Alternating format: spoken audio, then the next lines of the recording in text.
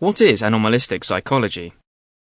Anomalistic psychology is essentially the psychology of paranormal beliefs and ostensibly paranormal experiences. So most of the research is directed at trying to come up with non-paranormal explanations for ostensibly paranormal experiences and then see if we can find evidence to support those explanations.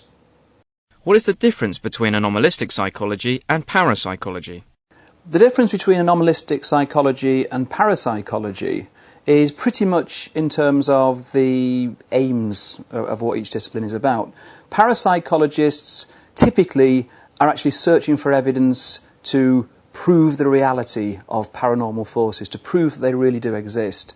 So their starting assumption is that paranormal things do happen, whereas anomalistic psychologists tend to start from the position that paranormal forces probably don't exist, and that therefore we'll be looking for other kinds of explanations, and in particular the psychological explanations for those experiences that people typically label as paranormal. Is parapsychology a real science? The question of whether or not parapsychology is a real science is one that divides opinion sharply. Parapsychologists would insist that what they do is science. Many skeptics would see it as pseudoscience. My personal opinion is that parapsychology is a real science. Science isn't about a particular subject matter or content, it's about how you go about doing things. It's the method that's important. And as long as parapsychologists adopt the scientific method, whether or not paranormal forces exist is irrelevant. If it meets those criteria, then parapsychology is a science. Do you believe in the paranormal? Personally, I do not believe that paranormal forces exist, but I'm certainly not so sure about that I would say I know they definitely could not exist. On the basis of the evidence as I see it, I would bet money against it. But I would support parapsychologists trying to find evidence that would convince me. So far, that evidence isn't available. Do you have to be a skeptic to be an anomalistic psychologist? In practice, most people who describe themselves as anomalistic psychologists would also describe themselves as skeptics.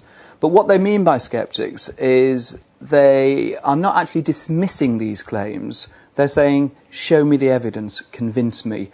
Skepticism in the proper sense is not about dismissal, it's about doubt, but being open to the possibility that you are wrong and that the other guy's correct.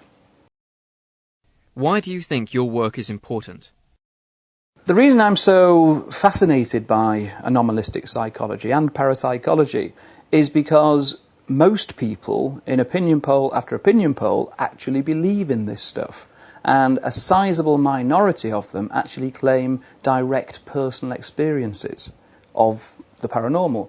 So we've got a situation there where any claim from seeing a ghost to experiencing telepathy to even being abducted by aliens, there's a huge proportion of the population that actually believe in this stuff. Now, either that means that paranormal forces are real. If they are, we should take that on board, accept it, and the wider scientific community should try and study those forces.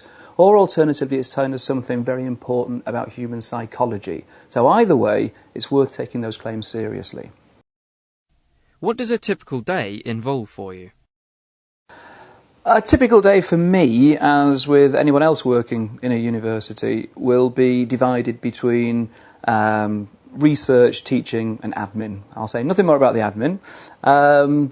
The teaching I enjoy thoroughly because anomalistic psychology not only really hooks the students in, but it's a great tool to actually teach them the basic skills of critical thinking, why some kinds of evidence should be given more weight than other kinds of evidence, and it's also great fun.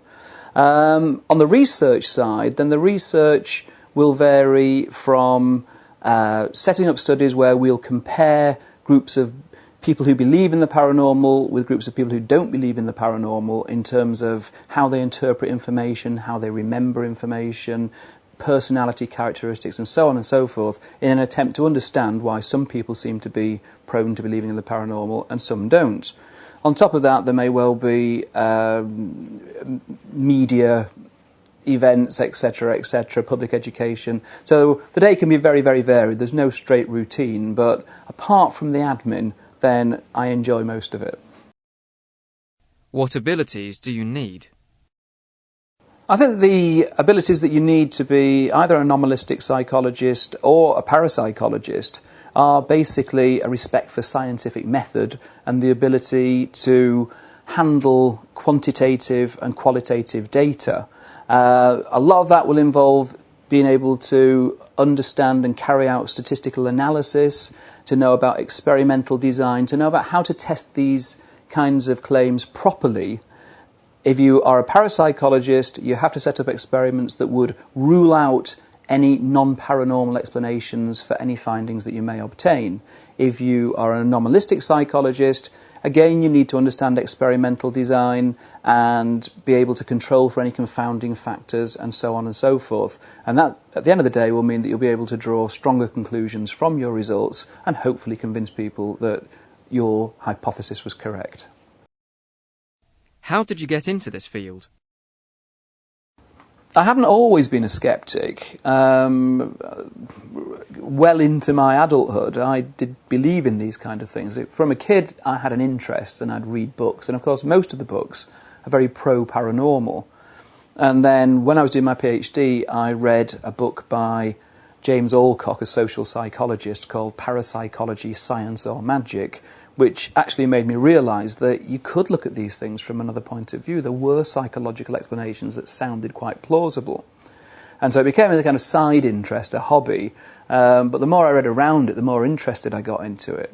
And eventually I started to put on a course here at Goldsmiths as part of our BSc programme.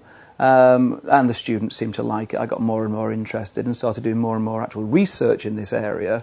And hence now it's what I do on pretty much a full-time basis.